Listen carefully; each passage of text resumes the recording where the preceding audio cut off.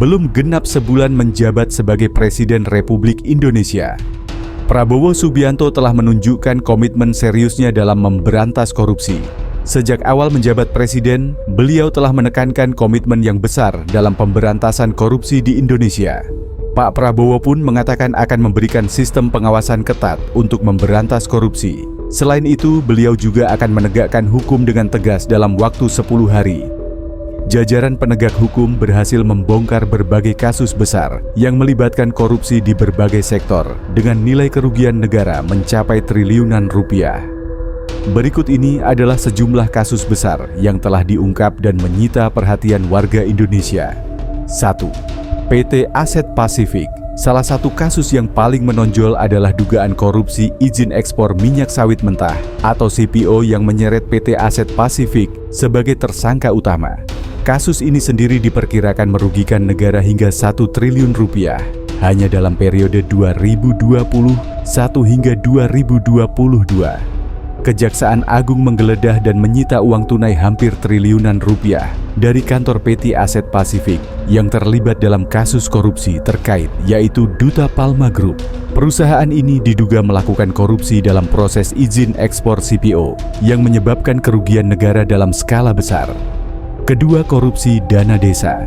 Tidak hanya mengincar korupsi di tingkat tinggi, kasus dana desa pun tak luput dari pantauan kepala desa dan sekretaris desa.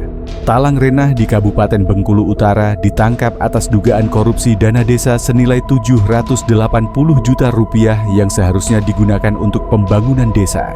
Ketiga kasus bebasnya Ronald Tanur, Kejaksaan Agung menetapkan 3 hakim dari Pengadilan Negeri Surabaya, pengacara Ronald Tanur, serta mantan pejabat Mahkamah Agung sebagai tersangka dalam kasus dugaan korupsi. Terkait vonis bebas Ronald Tanur, di mana proses hukum diduga telah susupi suap senilai 20 miliar rupiah. Keempat, korupsi proyek tol Padang Pekanbaru. Sebanyak 12 pegawai ASN dari ATR BPN diciduk oleh Kejaksaan Tinggi Sumatera Barat atas dugaan korupsi dalam pengadaan lahan untuk pembangunan tol Padang Pekanbaru yang menyebabkan kerugian negara senilai 27 miliar rupiah.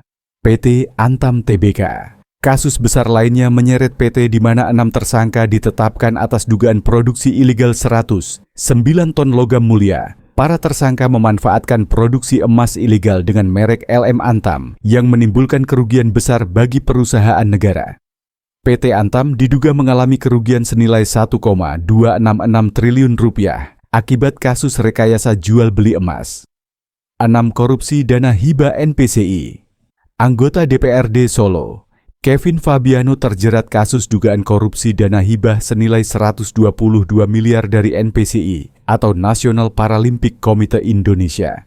Kasus ini telah mengguncang publik, terutama mengingat dana hibah ini ditujukan untuk kepentingan olahraga internasional. Kedelapan, kasus impor gula. Tom Lembong, mantan Menteri Perdagangan, Thomas Trikasih Lembong atau Tom Lembong ditetapkan sebagai tersangka dalam kasus korupsi kebijakan impor gula pada tahun 2015. Kasus ini mengakibatkan kerugian negara mencapai 400 miliar rupiah. Dengan serangkaian pengungkapan ini, Presiden Prabowo menegaskan komitmen pemerintahannya untuk menindak tegas pelaku korupsi dari tingkat pusat hingga daerah. Jajaran Kabinet Merah Putih pun siap bekerja sama untuk mengembalikan kepercayaan publik atas kelola pemerintahan yang bersih. Masyarakat di internet pun memberikan komentar positif atas kinerja pemerintahan Prabowo ini, baik di Instagram maupun di TikTok.